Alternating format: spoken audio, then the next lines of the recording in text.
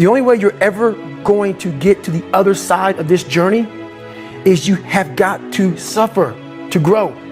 To grow, you must suffer. We're built to walk uphill. And when you reach the pinnacle of the hill, you want to stop and appreciate the vision. But the next thing you want is a higher hill in the distance, because it's from the uphill climb that we derive our value. And I mean this technically. So almost all the positive emotion we feel, that's experienced in relationship to a goal. And so in some sense, you want a goal that you can never attain, right? So you can always move closer to the goal that recedes as you move towards it. You think, well, that's frustrating. It's like Sisyphus pushing the rock uphill.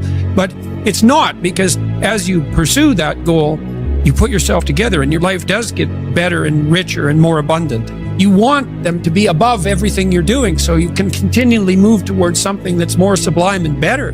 That's what you are. You're here to live, not to sleep. Everything worthwhile is uphill. You see, every dream that you've ever had, it's all uphill. If you have a great relationship with somebody, you had to work on it. It's uphill. If you build a wonderful business, guess what? It was uphill. If you've made the right decisions, they're not easy, are they? It's uphill. And the only way that you can go uphill is to be intentional. Nobody ever accidentally went uphill. You've never talked to a successful person and said, how did you get to the top of the mountain? And then look at you and say, I have no idea. If they're at the top of the mountain, they know how they got there. Because they had to have effort. It took energy. It took time. Everything worthwhile is uphill. Take yourself out your comfort zone. Do not live in your bubble. Put some more air in your bubble. If you stay in your comfort zone, that's where you will fail. You will fail in your comfort zone. Success is not a comfortable procedure. It is a very uncomfortable thing to attempt. So you got to get comfortable being uncomfortable if you ever want to be successful. Those I can't catch a break guys, get them the f away from me. I can't be around those guys. I don't want to hear that. I don't want to hear that. I don't buy it. Because everybody has bad breaks. I've had a ton of bad breaks. But you know what I did? I stayed up. And I thought through it. You're going to lose sleep. You'll doubt whether it'll work. You'll stress to make ends meet. You won't finish your to-do list. You'll wonder whether you made the right call and have no way to know for years.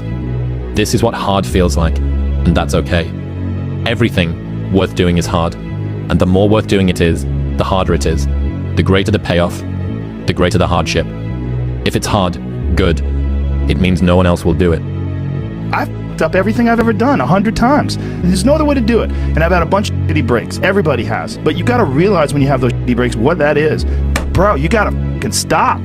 You got to stop with all this I can't catch a break bull. All the time you're complaining, you could be instead hustling. You could be instead chasing your dream. You could be instead figuring out what you're doing wrong, trying to improve certain aspects of your life, getting your together, reading a book, meditating, something. He's hooking. He's hooking. Damn, Ron, come on! What's the matter with you? Tomorrow. There is no tomorrow. There is no tomorrow. There is no tomorrow. What do you think most people get wrong about motivation? They think it's a permanent fix. They think it's something that is a constant. They think that maybe once I get it, I'm gonna hold on to it. And that's the thing about that I always talk about. It's nothing is permanent. Nothing is permanent. And a lot of times you have to learn to perform without motivation. You have to learn to perform without purpose. You have to learn to perform a lot of different things.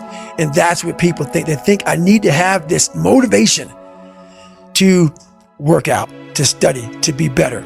So if they don't have it, they just don't do it. And that's where you fail.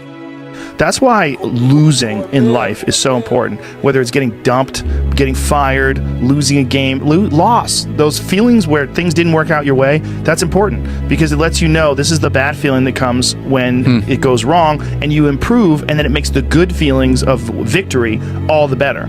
You have to suffer. You have to make that a tattoo on your brain so when that hard time comes again, you don't forget it. If you want to be ordinary, you ain't even got to listen to me. Just go on about your business. If you think ordinary's cool, ain't no problem. It's some really, really wonderful ordinary people. But if you are sitting in this room and you have extraordinary aspirations, then you're going to have to do extra. You put extra on top of ordinary and you come up with extraordinary. It's no other way. You have to decide if you are willing to do the things to put you in that category. Rich people don't sleep 8 hours a day. That's a third of your life. It ain't even 24 hours in a day. You cannot be sleep 8 hours a day. You can't live in LA and wake up at 8 o'clock in the morning.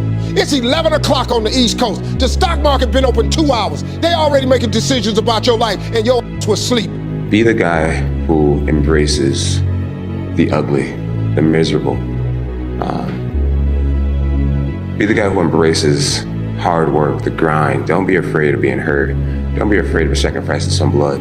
People don't get it. There's great joy in the grind, great joy in the suffer. It totally cleanses your body out, man, of any kind of hate. Makes you grow up. And I realized that life isn't fair. It's not fair. And you better figure out some tools and some ways to stop feeling sorry for yourself, because no one is coming to rescue you. No one feels sorry for you. There's so much opportunity on the other side of being willing to persist for an extended period of time on the correct path without getting positive reinforcement from your environment.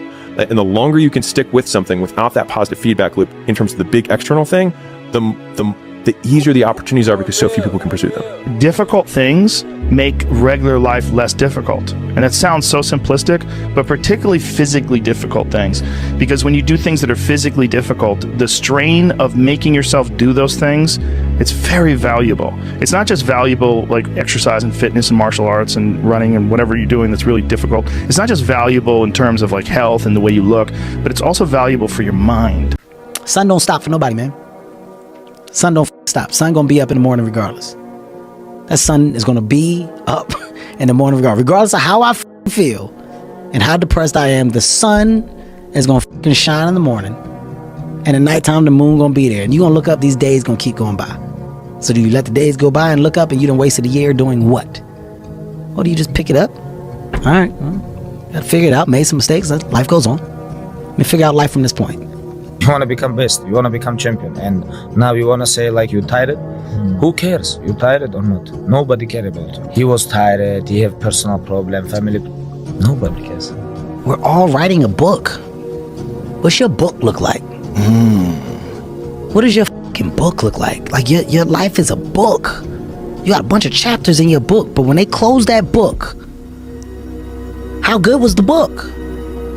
How good was your book? What was the ending to your book? Yeah. What was really your work ethic like, and for how long did you stay disciplined? Well, I mean, every day. I mean, since 20 years. I mean, it was an everyday process, and trying to figure out strengths and weaknesses. For example, jumping ability. My vertical was a 40, wasn't a 46 or 45. My hands are big, but they're not massive. Right, so you got to figure out ways to strengthen them so your hands are strong enough to be able to palm a ball and do the things that you need to do. Quickness, I was quick, but not insanely quick. I was fast, but not ridiculously fast. Right, so I had to rely on skill a lot more. I had to rely on angles a lot more. I had to study the game a lot more, and it just never changed. What I found is that winning doesn't happen on show day. It happens in those early mornings, painful workouts, long cardio sessions, and hungry nights. Happens in those moments of fear we all have when faced with a difficult goal, and in more so in what you make of that fear. It happens in every second of every day before you win.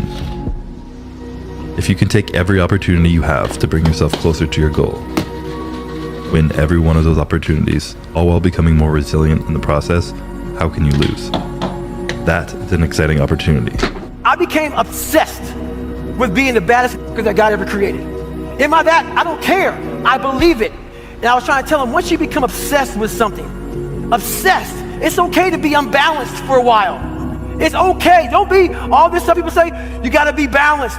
To be the best in the world at what you do. It's not about being a Navy SEAL, people. The best at what you do, you have to be unbalanced to find every bit of energy and strength that you have to pull it off.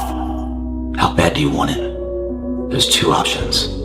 To continue forward, pushing upward. And if you do, that dream is given birth, and forever you will live in the reality of it. If you stop, quit, throw in the towel, I promise you there's no distance you can travel far enough to find that dream again. For it is dead. And in its death, it's replaced by regret. What's the least amount of sleep you played a game on? Is there a story where it's like, you know, no one knows about, where you went and played a game and it was so insane for whatever reasons? No sleep. You played a game with zero sleep. Zero sleep. Zero sleep. It's like, you know, kids, you know, Natalia had a certain, you know, health situation or what have you, and you're staying up all night, and then you got to go out and perform because fans don't know, you know, teammates don't know, nor do they care, nor should they, that you've been up all night. You got to perform. Like, I see a lot of players take vacations with other players that are close friends, and they'll just take vacations just to take vacations, or just hang out just to hang out. Like, I never did that. But Why not though? Why didn't you do that? Well, because when I retire, I didn't want to have to say, I wish I would have done more. All week you was work hard. End of the week, if you don't tire it, this is good question. You have to worry about yourself. But this is Saturday.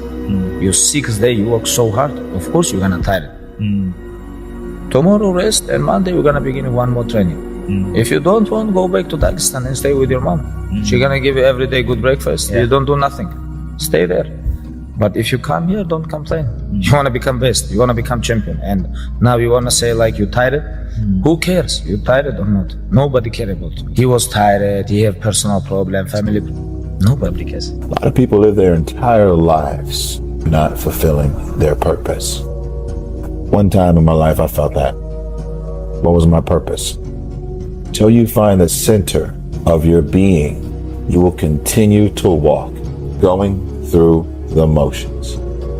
The one companion that's always going to be with you is yourself.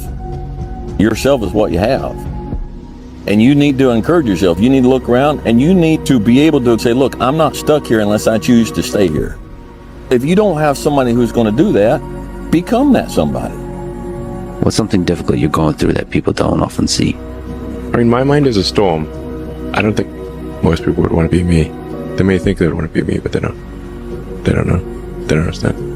There's 24 hours in a day where you're alone in this brain, and your brain is talking to you in all kind of ways, and it wants to control you and pull you in these different pockets. You got to tell your brain where you want to go and how you want to get there. If you can't control your own brain, it's over.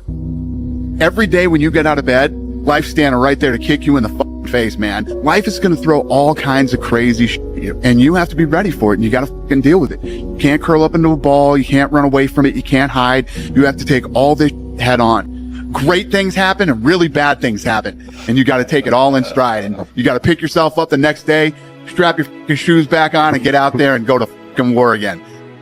It's that mentality. It's the mentality, bring it on, motherfucker. I can take it. You can't break this shit. I'm stronger than you think I am. And everything you throw at me and all the hardships you throw at me, you might knock me down, but I get back up and I'll be stronger for it. It's that mentality that builds an iconic status that centuries from now people still talk about. Nobody